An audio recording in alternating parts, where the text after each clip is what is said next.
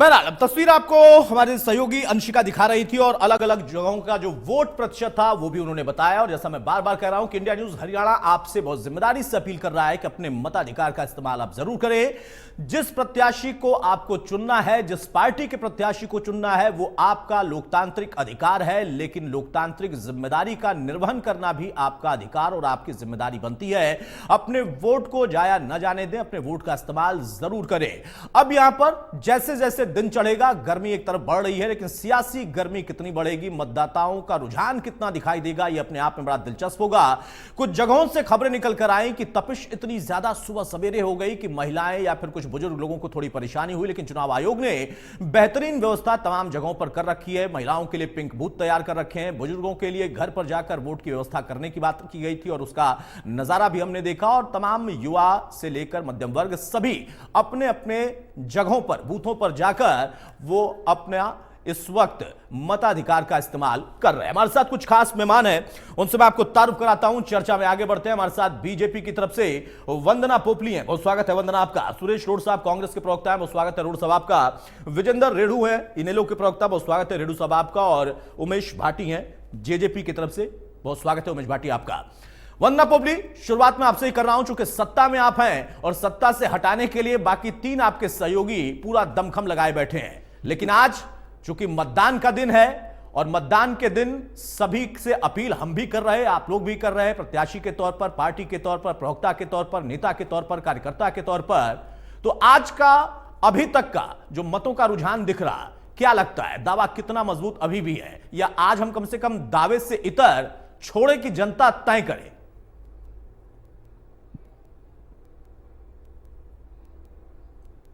वंदना, वंदना अपनी आवाज अनम्यूट कर लीजिए आप। आपको आवाज आ रही है मेरी? हाँ आ रही, बोलिए जी। देखिए, सबसे पहले अतुल, क्योंकि आज लोकतंत्र का महापर्व है और मैं सभी से आपके चैनल के माध्यम से मतदान के लिए अपील करती हूँ। मतदान हमारा अधिकार ही नहीं है, कर्तव्य भी है। और हमारे आने वाले समय में देश का भविष्य कैसा होगा, हमारा जो लोकतंत्र है उसकी रूपरेखा क्या होगी, वो आज का मतदान जरूर तय करेगा। तो इसलिए मैं सबसे अपील करूंगी कि पहले मतदान फिर जलपान। जहां तक आपके प्रश्न की बात है, मैं ये मानती हूँ कि गुलाबों में खुशबू होती है, मोगरे के फूल में खुशबू होती है, लेकिन आज कहीं ना कहीं कमल जो ऐसा खिल रहा है जिसकी वजह से पूरा का पूरा भारत महकने जा रहा है। मैं ये भी कहना चाहूंगी कि खुशबू होती है लेकिन इस कमल की खुशबू है जिसमें भारत महकने वाला है। अच्छा जी, तो मैं ये कहना चाह रही हूँ कि प्रधानमंत्री मोदी जी ने जिस प्रकार से देश का गौरव बढ़ाया है, जिस तरह से देश को आगे लेकर जा रहा है, एक सबसे बड़ी हम शक्ति बनकर उभरने जा रहे हैं, विकसित राष्ट्र बनने जा रहे हैं, हमारी अर्थव्यवस्था 5वें नंबर पर आ रही है, तो पूरे जो देश की जनता है वो मोदी जी पर विश्वास कर रही है, उनके किए हुए कार्यों पर विश्वास कर रही है। वो ये जानती है कि नरेंद्र मोदी जी एक ऐसे व्यक्ति हैं जो बड़े डिसीजन लेने में भी कभी पीछे नहीं हटते, और उसके साथ साथ अगर जन कल्याणकारी योजनाएं हैं तो उसके लिए भी उन्होंने पूरा काम जो है वो भारत की जनता के लिए किया है। 24/7 देश के लिए काम करने वाले मेरे नेता के लिए आज देश की जनता प्यार लुटा रही है। हम जब कहते हैं कि अबकी बार 400 पार, वो हमारा विश्वास से भारतीय जनता पार्टी के कार्यकर्ता होने के नाते नहीं है। हम जनता के बीच में जाते हैं, जनता से सुनते हैं, तो समझ आता है कि जो जनता का प्यार है वो मोदी जी के लिए क्यों है। मैं ये भी कहना चाहूंगी कि जो 10 के 10 कमल खिलाने की अगर यहाँ पर बात की जाए तो 10 की 10 लोकसभा की सीटें हम जीत रहे हैं, और साथ के साथ एक जो उपचुनाव की विधानसभा की सीट है वो भी हम जीतने वाले हैं। पिछले बार भी हमारा नंबर 10 रहा था, इस बार भी हमारा नंबर 10 है। और जब सब जगह सीटें बढ़ रही हैं तो हमारी तो 10 तो हैं, वो तो रहेगी। और वो जो 10 कमल खिलाकर मोदी जी की झोली में हम डालने वाले हैं, उसके पीछे बड़े कारण यही है कि जो विपक्षी पार्टी हैं कहीं ना कहीं वो ये नहीं दिखा पाई कि वो अपने परिवार से बाहर निकालकर जनता के लिए कुछ करना चाहते हैं। मेरी पार्टी यूनिक है, अलग है, क्योंकि वहां पर परिवारवाद नहीं है, परिवार के लिए नहीं सोचा जाता, जनता के लिए सोचा जाता है। ऐसा जरूरी नहीं है कि जो परिवार का सदस्य है वही आगे बढ़ेगा, आम कार्यकर्ता भी आगे बढ़ सकता है। ये बताता है कि जो देश के लिए सोचेगा, जो जनता के लिए सोचेगा, वो आगे बढ़ेगा। इसलिए मेरी पार्टी बाकी पार्टियों से अलग है। दूसरी बात मैं करूंगी नीयत। दूसरी बात नीयत भी है। जो बाकी पार्टी है वो कहीं ना कहीं अपने बारे में, अपने कार्यकर्ताओं के बारे में सोचते हैं। हम पहले से जानते हैं, अगर हरियाणा की भी बात मैं करूं तो क्षेत्र विशेष में ही विकास हुआ करता था, लेकिन अब जो विकास है वो पूरे के पूरे हरियाणा में हो रहा है। तो एक स्ट्रांग लीडरशिप मोदी जी की, जो काम कराए गए हैं वो और हरियाणा में जो काम कराए गए हैं, उन तीनों को मिलाकर एक इतना अच्छा कॉम्बो बन रहा दोनों है। कंबाइंड कामों के आधार पर आपका आकलन यह है कि आपकी पार्टी जीत दर्ज करेगी 10 की 10 लोकसभा सीटें पर और एक उपचुनाव की सीट पर भी। लेकिन अब सवाल इस बात का है ना कि आपने कहा कि आपके काम के आधार पर, उसी काम के आधार पर आपका विरोध भी हुआ। खासतौर से हरियाणा में अग्निवीर योजना से लेकर तमाम ऐसे मुद्दों को कांग्रेस ने बहुत खुलकर उठाया। राहुल गांधी ने बहुत तगड़ा प्रहार किया, बिल्कुल सीधा टारगेट किया। यहां पर उम्मीद करें कि हां वाकई कमल की खुशबू महसूस हो सकती है, जैसा दावा कर रही हैं इस वक्त वंदना पुपली। सुरेश रोड साहब, ये मेरे से प्रश्न है? नहीं, रोड साहब से। आपको तो कमल में खुशबू मिल रही है, अब उनसे जाने। बेखूबी अभी जिक्र किया अग्निवीर का। हरियाणा जो प्रदेश है ये सैनिक के लिए और किसान के लिए जाना जाता है। जय जवान जय किसान, कभी लाल बहादुर शास्त्री जी ने नारा दिया था, हरियाणा उसको नारे को आज तक आगे बढ़ाता आया है। एक परिवार में 2-3 बेटे हैं, एक अगर शहीद हो गया तो माँ बाप दूसरे को भी सेना में भर्ती करने में परहेज नहीं करते थे। और बात राष्ट्र की हो रही है, लोकसभा का चुनाव है, तो भारत की आजादी के बाद सेना को जिस तरीके से कमजोर करने का काम नरेंद्र मोदी ने किया, आज डंके की चोट पर देशवासी नरेंद्र मोदी को निपटाने का काम करेंगे। बेटा रिटायरमेंट लेके घर आ जाता है अग्निवीर के तौर पे, और बाप सर्विस में है जो कांग्रेस के समय में नौकरी लगा। ऐसी स्थिति पारिवारिक मूल्यों को तोड़ने वाली जो नरेंद्र मोदी ने घर घर में पैदा कर दी है, उसका मुंह तोड़ जवाब देगी आज हरियाणा की जनता अपने वोट के जरिए। 700-750 किसानों को कुर्बानी देनी पड़ी बॉर्डर के ऊपर, और तानाशाह दिल्ली के बॉर्डर तक भी उनकी सूद लेने के लिए नहीं आया। और जिसने देश की, अभी प्रवक्ता बीजेपी बोल रहे थे कि देश विकसित देश बनने जा रहा है, श्रीलंका और पाकिस्तान से भी नीचे, नेपाल से भी नीचे हमारी अर्थव्यवस्था को लाके खड़ा कर दिया। ऐसे देश के बात कर रहे हो, पार्टी सबसे बड़ी अर्थव्यवस्था है, तो हरियाणा के लोग बेहतर बता रहे हैं, चलता करने का काम करेंगे। और ये कह रहे थे कि बहुत मजबूत लीडरशिप है। जो प्रधानमंत्री होते हुए पंजाब जैसे अपने सबसे शक्तिशाली प्रदेश में एक चुनावी सभा को बिना संबोधित किए यू टर्न लेके आ जाता है, एयरपोर्ट पे आके सांस निकलती है, बोलते हैं कि अपने मुख्यमंत्री को कह देना कि मैं जान बचाकर वापस जा रहा हूँ। ऐसे कायर प्रधानमंत्री को इस बार हरियाणा के और पंजाब के लोग जनता करेंगे। ये आजादी के बाद पहली बार हुआ कि चुना हुआ प्रधानमंत्री एक अपने प्रजातंत्र मर्यादाओं को निभाते हुए चुनावी सभा को संबोधित नहीं कर पाया। अरे पाकिस्तान से आप क्या लड़ाई लड़ेंगे, चाइना से क्या लड़ाई लड़ेंगे, क्या दिखाओगे आप अपने देश के अंदर एक चुनावी सभा को संबोधित नहीं कर पाए, और आप कह रहे हैं कि मैं जान बचा के जा रहा हूं। तो आप अगर आजादी के समय में पैदा हुए होते नरेंद्र मोदी, तो इस देश को आजाद होने में कितना समय और लगता, आप कितने बिलियन डालते उस आजादी के आंदोलन में। सुरेश साहब, मुझे लगता है ना कि थोड़ा सा मर्यादा हमें सभी को रखना चाहिए। देश के चुने हुए प्रधानमंत्री को, जो कि आपके भी प्रधानमंत्री हमारे भी हैं, तो उनको कायर प्रधानमंत्री कहना, ये थोड़ा सा मुझे लगता है कि मर्यादा के अंदर नहीं है। आप आरोप लगा सकते हैं, आपने मुद्दा का जिक्र किया, मैंने खुद मुद्दा उठाया कि हाँ, इस मुद्दे को आपने बहुत अच्छे तरीके से हरियाणा में खासतौर से उठाया है। आपके लिए मुद्दे हैं या मोदी मुद्दा है? नहीं, ये राष्ट्रीय चुनाव है, और राष्ट्रीय चुनाव में कांग्रेस पार्टी जनता के मुद्दों के ऊपर लड़ाई लड़ रही है। लेकिन भारतीय जनता पार्टी खोखली पार्टी के द्वारा नरेंद्र मोदी का जन विरोधी चेहरा आगे किया जा रहा है। हमारे लिए तो महंगाई भी मुद्दा है, बेरोजगारी भी मुद्दा है, 2 करोड़ रोजगार नहीं किए वो भी मुद्दा है, किसानों को शहीद कर दिया वो भी मुद्दा है।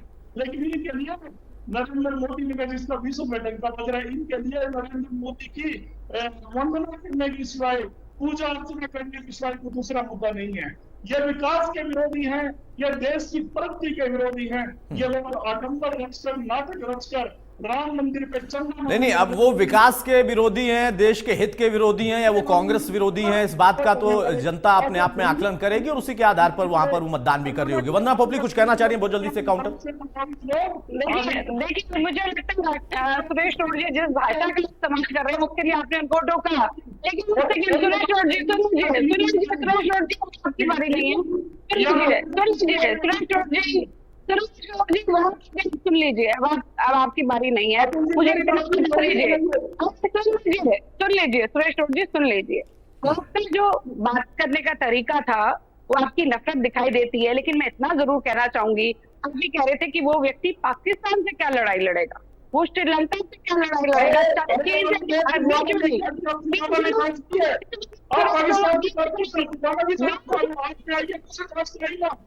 पाकिस्तान की एजेंसी से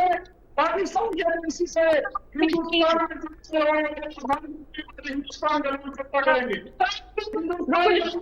प्रधानमंत्री को चिंता करेंगे, पाकिस्तान की एजेंसी को हिंदुस्तान में एंट्री दी। और एक बात जिसने हमारी फौज के एक मिनट रोड साहब एक मिनट, अपनी बात आपने पूरी कर ली थी, वंदना पोपली को बोलने दीजिए, उसके बाद में आता हूं। रोड साहब अरे भाई अब प्रचार नहीं चल रहा है, अब आज मतदान का दिन है, अब तो कम से कम जनता पर छोड़ दीजिए ना।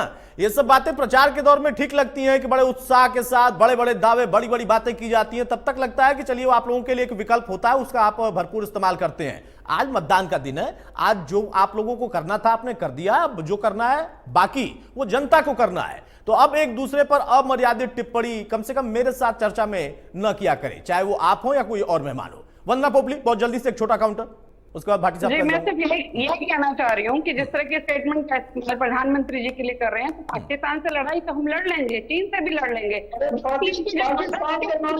पाकिस्तान को आपने नहीं दिखाई, चाइना को हिंदुस्तान में एंटर करा दिया।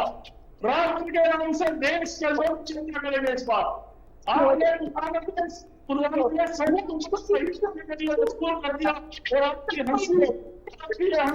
सुरेश गौड़ साहब ये थोड़ा सा ना गलत होता है। आपके साथ एक दिक्कत है कि आप बार बार वही बात करते हैं, वही 5-6 लाइनों का ही जिक्र करते हैं। अरे भाई मैंने एक सवाल पूछा आपसे, आपने उसका जवाब दे दिया, अब वंदना पोपली काउंटर कर रही है, उनको बोल लेने दीजिए, कुछ तो नया आया ना। बहरहाल उमेश भाटी भाई देखिए, बीजेपी और कांग्रेस में तो टक्कर है, बीजेपी कांग्रेस आपस में लड़ाई लड़ रही है, ये साफ दिख रहा है। लेकिन जजपा क्या कर रही है, क्योंकि बीजेपी कांग्रेस इनेलो आम आदमी पार्टी वो ये कह रहे हैं कि जजपा सिर्फ वोट काटने का काम करेगी, तो आप कहीं लड़ाई में हैं। अतुल जी देखिए, वोट काटने का काम कौन कर रहा है ये तो हरियाणा की जनता जानती है। 6 साल पहले जो एक पार्टी निकल कर आई हरियाणा के अंदर, और मात्र 6 साल के अंदर उसने अपने 10 विधायक लेकर और हरियाणा के अंदर उप मुख्यमंत्री पद को सुशोभित किया दुष्यंत चौटाला जी ने। और साथ ही साढ़े 4 साल के अंदर जो हरियाणा सरकार में उन्होंने जो काम किए, उन्होंने अपने काम से जनता को, हरियाणा को ये दिखा दिया कि ये पार्टी। भाटी साहब आपको रोक रहा हूं, इस बीच में जरा एक बड़ी खबर का हम रुख करेंगे। लोकसभा चुनाव का छठा चरण और हरियाणा की 10 सीटों पर वोटिंग इस वक्त चल रही है।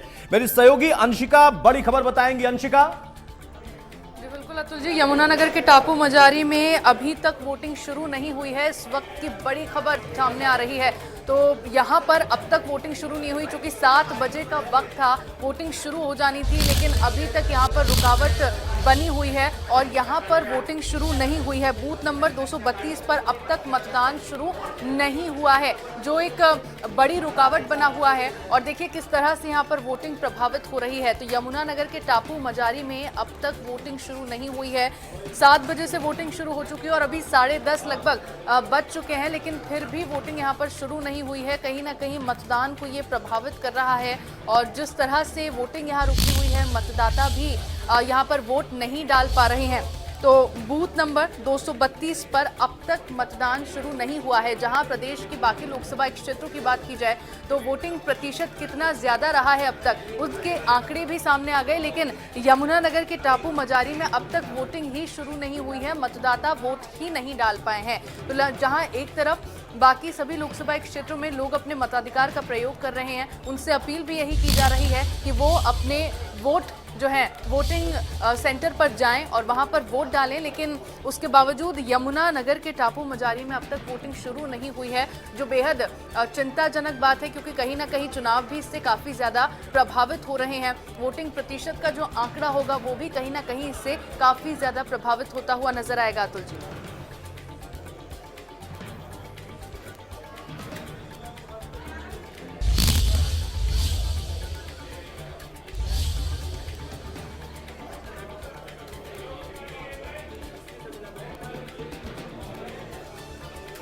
तो बड़ी खबर इस वक्त की आपको बता रहे हैं, यमुनानगर के टापू मजारी में अब तक वोटिंग शुरू नहीं हुई है। बूथ नंबर 232 पर अब तक मतदान शुरू नहीं हुआ है। वोटर्स लगातार अपने मताधिकार का प्रयोग करने का इंतजार कर रहे हैं, लेकिन अब तक यहां पर बिल्कुल। और ये देखिए, यहां पर एक तरफ अपील की जा रही है, लगातार चुनाव आयोग की तरफ से कई कोशिश की गई हैं, तो कुछ जगहों पर ऐसी घटनाएं भी आई जहां पर कुछ विलंब हुआ है, कुछ बहिष्कार करने की बात भी आई है। लेकिन हम फिर से इंडिया न्यूज हरियाणा की तरफ से अपील कर रहे हैं कि अपने मताधिकार का इस्तेमाल आप जरूर करें, क्योंकि ये आपका सिर्फ अधिकार नहीं है बल्कि आपका कर्तव्य और आपकी जिम्मेदारी है। उमेश भाटी साहब, अपनी बात पूरी करें। बताया कि 4.5 साल में जिस तरह से हरियाणा सरकार के अंदर उप मुख्यमंत्री के तौर पर दुष्यंत चौटाला जी ने हरियाणा में काम किया और ऐसे काम किए, चाहे 75% की बात करें, नौकरियों की बात करें, 50% महिलाओं के आरक्षण की बात करें, और बहुत सारे ऐसे काम जिनकी बदौलत उनका हरियाणा के अंदर जो ये लोग कहते थे कि ये बच्चों की पार्टी है, उन्होंने दिखा दिया कि ये बच्चों की पार्टी नहीं है, जबकि ये आने वाली पीढ़ी जो है, जो युवा पीढ़ी है, जो इस हरियाणा के बदलाव के लिए काम करना चाहती है, ये वो पार्टी है। और इसी के चलते हुए हम लोगों ने ये पार्टी का जो डिसीजन था कि 10 की 10 सीटों पर हम चुनाव लड़ेंगे। और आपने देखा अतुल जी कि कई युवा चेहरे हम लोगों ने उतारे, चाहे वो फरीदाबाद में नलन हुड्डा की बात करें, चाहे हम सागवान जी की रोहतक के अंदर बात करें, और भी राहुल की बात करें या फैजलपुरिया की, तो ऐसे युवा चेहरों को जो है दुष्यंत जी ने मौका दिया। और युवा सोच, युवा समझ आगे हरियाणा को कैसे आगे ले जा सकती है, हरियाणा की आवाज को किस तरीके से लोकसभा में उठा सकती है, उसके चलते हम लोगों के जो कार्यकर्ता है, हम लोगों ने मेहनत की और मेहनत का रिजल्ट अब बहुत ही जल्दी 4 तारीख को आने वाला है। और आज जिस तरीके से वोटिंग चल रही है, वोटिंग का जो है दौर है, वोटिंग के दौर में लगभग 10% के करीब वोटिंग हो भी चुकी है। जिस तरह से आप लोग भी अपील कर रहे हैं, हम लोग भी अपील कर रहे हैं कि ज्यादा से ज्यादा मतदाता पहुंचे, वोट डाले, क्योंकि वोट डालने से ही जो है आगे की सरकार तय होगी, कौन कहां से कैसे आवाज उठा सकता है। हरियाणा की आवाज उठाने के लिए जननायक जनता पार्टी अपनी मेहनत में लगे हुए हैं, उनके युवा साथी, सिर्फ हरियाणा की आवाज को उठाने के लिए हमारी ये सोच थी। उसी के चलते हमने 10 की 10 सीटों पर चुनाव लड़ने का फैसला लिया था। ठीक है, अब प्रश्न यहां पर यह है कि आप कहते हैं कि आपकी जो पार्टी है वो युवाओं की पार्टी है, लेकिन जिस पार्टी से अलग निकल कर आप आए वो कहते हैं कि हम युवाओं से लेकर बुजुर्गों सबकी पार्टी हैं। अब इनेलो की भूमिका पर आपकी टिप्पणी क्या है रेडू साहब? क्योंकि वोट कटवा जैसा शब्द आपकी पार्टी के लिए भी अब इस्तेमाल हो रहा, मैं इसको व्यक्तिगत तौर पे नहीं मानता, लेकिन राजनीतिक दल कुछ न कुछ आरोप लगाते रहते हैं। 10 की 10 सीटों पर आपकी लड़ाई कितनी मजबूत है, और मजबूत है तो किससे है? जजपा से, बीजेपी से या कांग्रेस से? जी अतुल जी, देखिए हम 10 की 10 सीटों पर बड़ी मजबूती से चुनाव लड़ रहे हैं और हमें उम्मीद और भरोसा है कि हम 3 सीट जीत भी सकते हैं और बाकी सीटों पर अच्छा मुकाबला देने का काम करेंगे। जहां तक आप मुकाबले की बात कर रहे हैं, तो मुकाबले में मैं मानता हूं कि कोई पार्टी यदि है तो वो भारतीय जनता पार्टी ही है, क्योंकि कांग्रेस पार्टी अप्रत्यक्ष रूप से बीजेपी की जिस प्रकार से मदद कर रही है, चाहे वो कैंडिडेटों को टिकट देने का मामला हो, उसका 4 तारीख को बिल्कुल आपके सामने आएगा और फिर ये इधर उधर अनाप शनाप की बातें करेंगे। ये स्पष्ट हो जाएगा 4 जून को कि अप्रत्यक्ष रूप से कांग्रेस पार्टी ने भारतीय जनता पार्टी की मदद करने का काम किया है। जहां तक जेजेपी के साथ मुकाबले की आप बात कहते हैं, जेजेपी को 2019 में, मैं रेणु साहब 2 मिनट के लिए आपको रोक रहा हूं। एक और बड़ी खबर आ रही है, अपनी सहयोगी अंशिका का मैं रुक करूंगा, ब्रेकिंग सेंटर चलेंगे। अंशिका, क्या है बड़ी खबर? बिल्कुल अतुल जी, सोनीपत से इस वक्त की बड़ी खबर सामने आ रही है, जहां इलेक्शन ड्यूटी के दौरान जिस क्लर्क की ड्यूटी लगाई गई थी, अचानक रात में तबीयत बिगड़ गई, जिसके बाद उन्हें अस्पताल में भर्ती कराया गया। सोनीपत के एक निजी अस्पताल में क्लर्क को भर्ती कराया गया।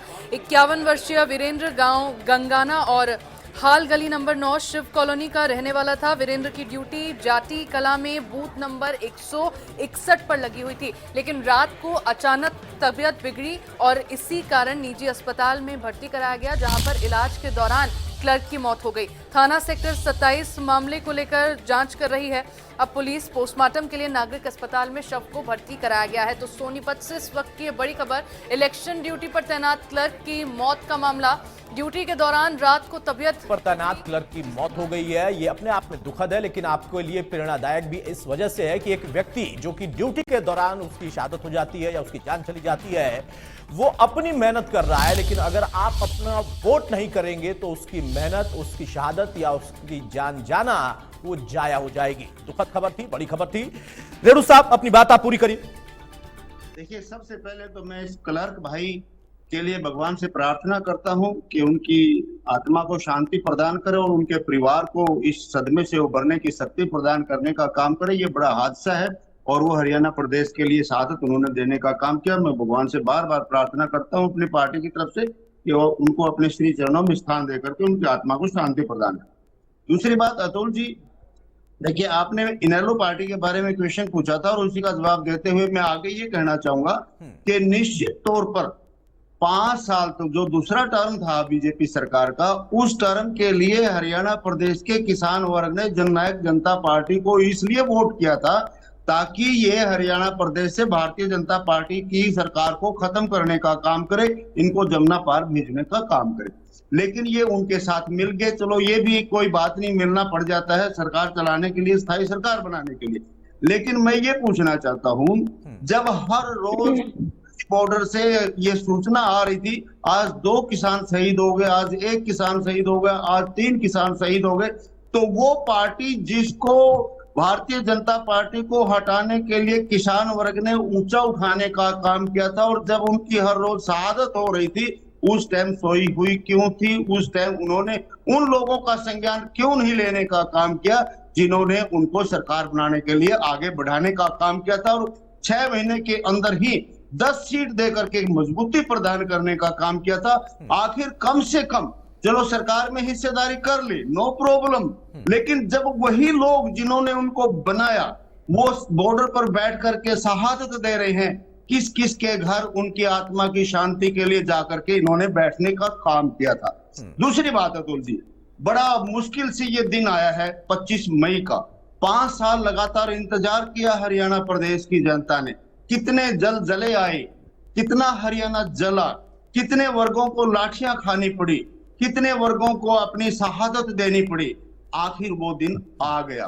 अब उन वर्गों का, और जो वर्ग इससे दूर रहे, उन वर्गों का भी ये नैतिक फर्ज बनता है कि आज मतदान का प्रयोग अवश्य करें, और मतदान का प्रयोग करते समय जाति पाति में न बहें, धर्म में ना बहें, एक उचित उम्मीदवार को चुनने का काम करें। बिल्कुल सही बात है रेणु साहब। और आज का दिन मतदाताओं का दिन है। आज का दिन हम उनसे अपील करेंगे कि वो जरूर अपने दिन का इस्तेमाल करें, अपने मताधिकार का इस्तेमाल करें।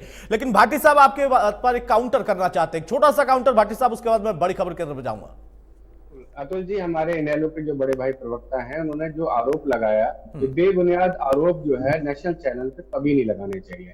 किसानों की बात करें, किसानों के हितों की लड़ाई अगर किसी ने लड़ी है, अगर देवीलाल जी से शुरुआत करें तो देवीलाल जी से लड़ते लड़ते आज जो है उनके पोत्र जो है, प्रपोत्र जो है दुष्यंत चौटाला जी और सभी परिवार के साथी उनकी लड़ाई लड़ रहे हैं। और जहां भी शहादत हुई और जहां भी किसानों के हित की बात थी, सबसे पहले दुष्यंत जी ने बोला, अगर मेरा कहीं से भी इस्तीफे से अगर आपका बात बनती हो तो मैं इस्तीफा देने के लिए बिल्कुल तैयार बैठा हूं। अगर इस्तीफे से काम चलता हो तो इस्तीफे के लिए उन्होंने कभी मना नहीं किया। लेकिन इन्होंने जो है वो राजनीतिक रूप बना लिया। वो किसानों की लड़ाई शुरू हुई और किसानों की लड़ाई लड़ते लड़ते कब वो राजनीतिक तौर पे बदल गई वो पता ही नहीं चल पाया। कांग्रेस ने इन्होंने उनको जो है अपनी लड़ाई को खत्म करके इन्होंने उसको राजनीतिक रूप में लड़ाई बना दी थी। इनका मकसद सिर्फ ये था कि किसी तरीके से भी ये गठबंधन टूटे और हरियाणा की सरकार गिर जाए। इनका मकसद किसानों के हित की बात करने का नहीं था। इनका मकसद सिर्फ एक ही था, कैसे ही दुष्यंत जी को बदनाम किया जाए, कैसे ही ये सरकार टूटे, दोबारा से बाय इलेक्शन हो।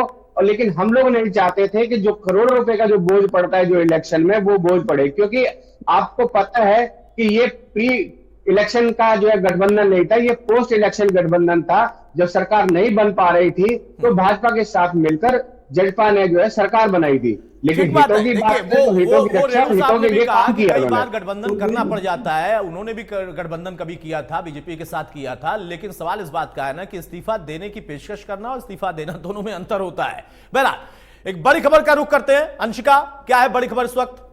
बिल्कुल अतुल जी, देखिए लगातार आंकड़े सामने आ रहे हैं। अपडेटेड आंकड़ों से इंडिया न्यूज हरियाणा के माध्यम से अपने दर्शकों को बड़ी खबर साझा कर रहे हैं, जहां हरियाणा में 10 बजे तक 14.8% वोटिंग हो चुकी है।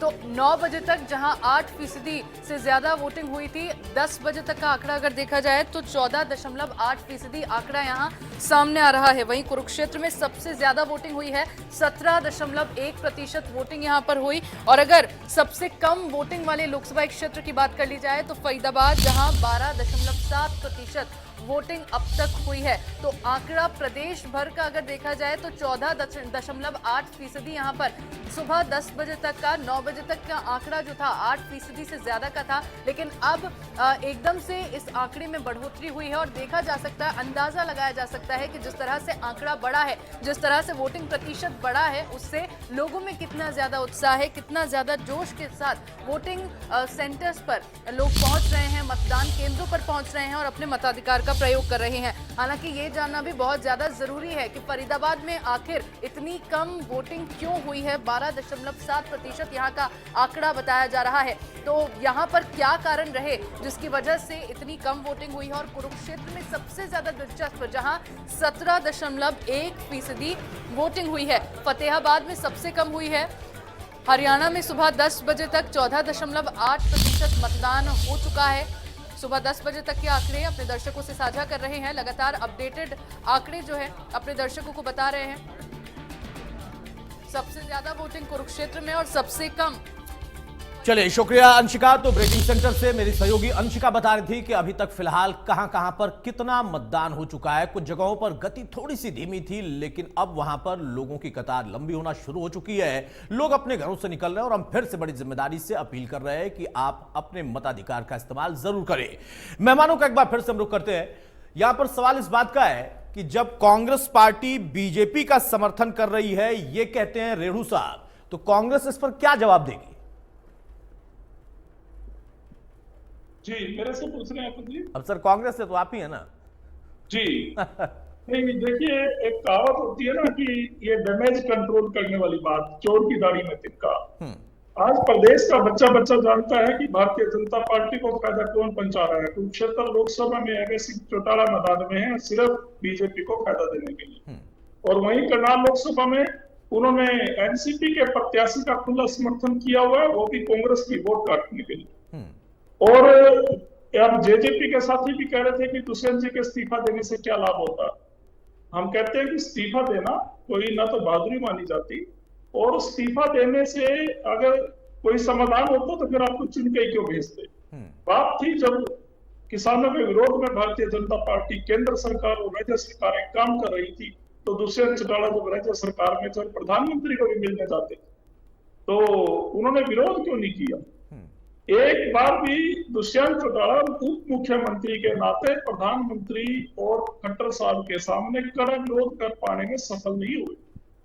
रोड साहब, प्रधानमंत्री से भी मुलाकात हुई, रोड साहब अमित शाह से भी मुलाकात की दुष्यंत जी ने, और खट्टर साहब से सबसे मुलाकात की। ऐसा नहीं है किसी मुलाकात नहीं, सबसे मुलाकात करके उन्होंने बात को रखा। उन्होंने आप अपनी बारी में बोलिएगा बाटी साहब, मैं कह रहा हूँ गलत मत बोलिए ना, गलत तरीके से प्रेजेंट मत करिए। आप गलत प्रेजेंट करेंगे और मैं चुप बैठा रहूंगा तो ये चीजें सही नहीं है ना। आप मेरी बात अतुल जी ने अपने चैनल पे खुद दिखाया इन सबको इस तरीके से कहाँ बैठ के हुई है। आप अपनी बारी में बोलोगे, मुझे भी सुनेगी, दूसरों को भी सुनेगी। ऐसे आप अपने मन से अपनी एनर्जी वेस्ट कर रहे हैं। मैं पाटिल साहब ये कहना चाह रहा हूँ, अगर दुष्यंत चौटाला को किसानों के प्रति थोड़ा सा भी उनका समर्पण होता, उनकी निष्ठा होती, उनकी पीड़ा होती किसानों की उनके दिल में, तो वो भारतीय जनता पार्टी की जनविरोधी सरकार से अपना समर्थन वापिस लेकर अपने कर्तव्य का निर्वहन कर दे। और किसान हमेशा उनको याद रखते हैं। लेकिन उन्होंने तो दोनों हाथों से भारतीय जनता पार्टी की सरकार ने प्रदेश के संसाधनों का दोहन किया है। आज एक केजरीवाल शराब घोटाले में अंदर होकर आ गई, लेकिन एसआईटी की रिपोर्ट कोर्ट ने तलब कर लिया। हरियाणा में सबसे बड़ा शराब घोटाला, मुझे भी पता, भारतीय जनता पार्टी ने जानबूझ के करवाया। दुष्यंत चौटाला उनके नियंत्रण में नहीं थे।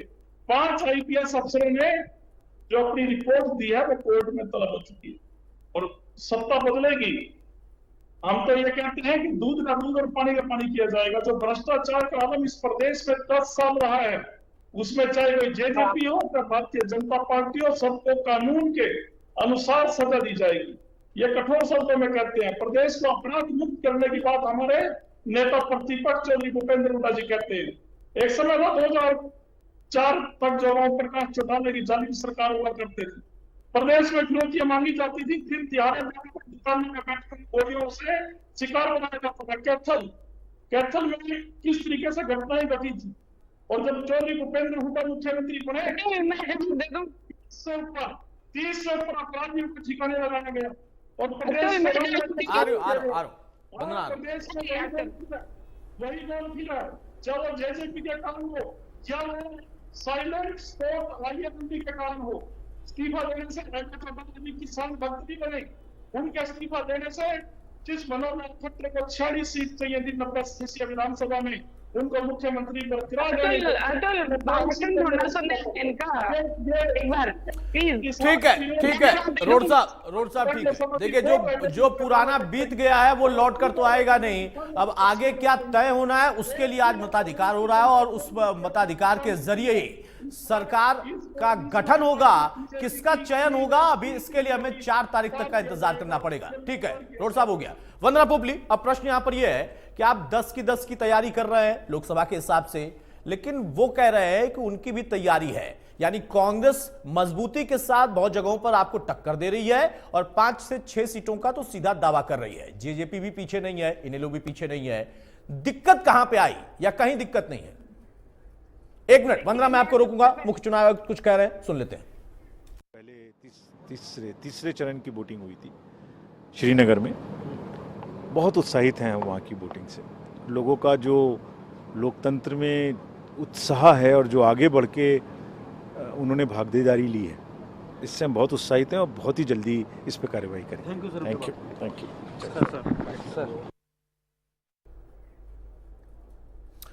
तो मुख्य चुनाव आयुक्त को आप सुन रहे थे, उनका कहना है कि लोगों में खासा उत्साह है। जैसे जैसे चरण बीतते रहे वैसे वैसे लोगों का उत्साह भी अब बढ़ रहा है। चुनाव आयोग भी लगातार इसको लेकर अपील भी कर रहा है। हम आपको 6 तस्वीरें भी दिखा देते हैं, बीजेपी के अलग अलग कैंडिडेट कहां कहां पर उन्होंने अपने मताधिकार का इस्तेमाल किया है।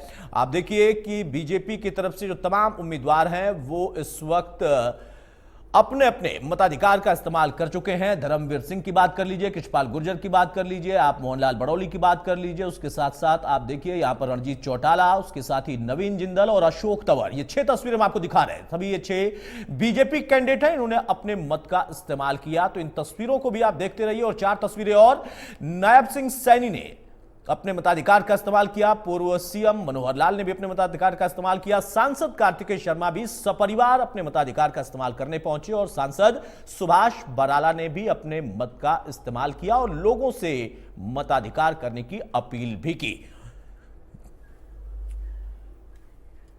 और वंदना आप अपनी बात जरा जल्दी से पूरी कर लें, उसके बाद मैं अपने दर्शकों को सेल्फी वाली तस्वीर भी दिखाऊंगा कि किन लोगों ने हमें सेल्फी भेजी, क्योंकि हमने अपील भी की थी कि आप अपना वोट कास्ट करिए और फिर हमें सेल्फी भेजिए। हम उस तस्वीर को टीवी के माध्यम से दर्शकों तक जरूर पहुंचाएंगे। हमारी तरफ से भी कोशिश है कि जागरूकता में कोई कमी ना रहे। वंदना, देखिए अतुल, जो कांग्रेस के लोग हैं वो अपने आप में कुछ बन जाते हैं। राहुल गांधी बेरोजगार हैं, रॉबर्ट वाड्रा किसान हैं, और सुरेश रोड जी किसी को इंटरप्ट नहीं करते और ये कहते हैं मेरे सीट में भी कोई ना बोले। अतुल, ये आपकी डिबेट है। मैं हैरान हूँ कि आपकी डिबेट में किस प्रकार से मुझे बार बार रोका गया।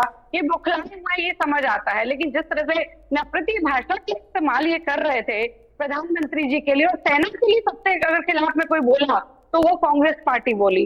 राहुल गांधी कहते हैं कि किस प्रकार से हमारी सेना पिटी, मतलब एक हमारे देश का व्यक्ति जब हमारी सेना जीत कर आती है तो उसका जवाब इस तरह से देता है। इंडियन नेता जो आर्मी चीफ है उसको सड़क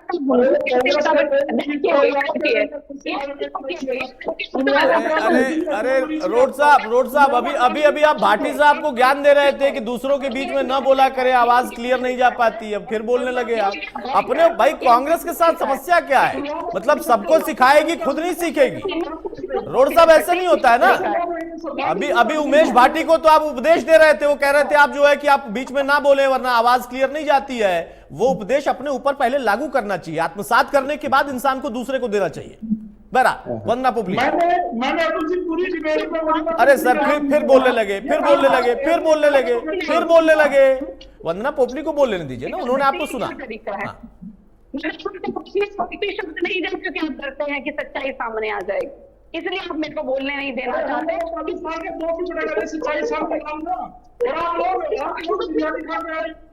सच्चाई सामने, हम तो सच्चाई सामने।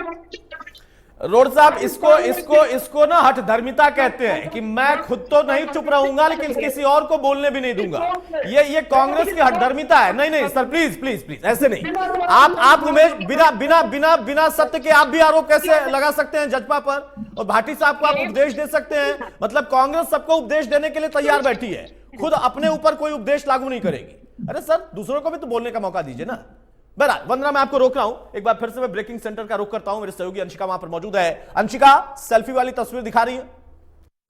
जी बिल्कुल अतुल जी, देखिए लगातार तस्वीरें भी सामने आ रही हैं और कई तस्वीरें ऐसी भी हैं सामने आई हैं। हम लगातार अपील कर रहे हैं कि आप वोट डालें, सेल्फी लीजिए और आपके टीवी स्क्रीन पर जो व्हाट्सएप नंबर है उस पर अपनी वो सेल्फी व्हाट्सएप कीजिए। हम टीवी के माध्यम से, इंडिया न्यूज़ हरियाणा के माध्यम से लोगों तक आपकी वो सेल्फी पहुंचाएंगे। अपने घरों से बाहर निकलिए, लोकतंत्र के इस महापर्व में अपनी अहम भूमिका निभाइए, क्योंकि आपका एक वोट आपकी आवाज़ है। 2024 के लोकसभा चुनाव में जो तस्वीरें सामने आई, कुरुक्षेत्र से विपिन शर्मा वोटर हैं, उन्होंने अपनी सेल्फी साझा की है। वो सेल्फी आपको दिखा रहे हैं आपके टीवी स्क्रीन पर। लगातार एक व्हाट्सएप नंबर चल रहा है, उस व्हाट्सएप नंबर पर अपनी वोट देने के बाद की सेल्फी भेजें। इंडिया न्यूज़ हरियाणा के माध्यम से हम उस सेल्फी को लोगों तक पहुंचाएंगे। तुषार अग्रवाल सिरसा से वोटर हैं, देखिए तस्वीर इन्होंने ली है। और वोट डालने के बाद तरुण फरीदाबाद वोटर हैं, इन्होंने भी वोट डालने के बाद की अपनी सेल्फी इंडिया न्यूज़ हरियाणा के साथ साझा की है। लगातार अलग अलग वोटर्स अलग अलग जगहों से अपनी तस्वीरें साझा कर रहे हैं। सुशील कुमार सोनीपत से वोटर हैं। सोनीपत हो, फरीदाबाद हो, तमाम जगहों से कुछ ऐसी ही तस्वीरें निकल कर आई और हमारा प्रयास है कि लोगों का उत्साह ऐसे ही बरकरार रहे। हम एक छोटा सा ब्रेक लें, उसके पहले मैं चाहूंगा रेडू साहब एक टिप्पणी जल्दी से आपकी हो जाए। आपने कहा कि हम 10 पर 10 मजबूत लड़ रहे हैं लेकिन 3 पर दावा कर रहे हैं। 10 पर लड़ रहे हैं, 3 पर दावा कर रहे हैं, कौन सी 3 है? इस तरह से डिबेट नहीं चल सकती। आप मेरे रेणु साहब नहीं कर सकते, नहीं कर सकते। मेरा पटावा नहीं हमारा है। चलिए एक छोटा सा ब्रेक लेंगे, उसके बाद हम चर्चा में शामिल होंगे। कुछ मेहमान हमारे साथ अभी फिलहाल नहीं है।